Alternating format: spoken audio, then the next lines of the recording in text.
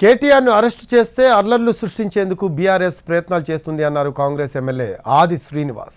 నియోజకవర్గానికి ₹1 కోటి చొప్పున పంపించిందని ఆరోపించారు ఆయన. బీఆర్ఎస్ కుట్రలను అడ్డుకుంటాము అన్నారు ఆది శ్రీనివాస్. మరో కుట్ర కోణం ఈరోజు మీ మాట్లాడడానికి గల కారణం మా దృష్టికి వచ్చిన అంశాన్ని ఈ ప్రభుత్వం దృష్టికి ఈ ప్రభుత్వంలో యంత్రాంగమైనటువంటి పోలీస్ శాఖకు విజ్ఞప్తి చేయడానికి ఈరోజు కేటీఆర్ గారి ఆత్మ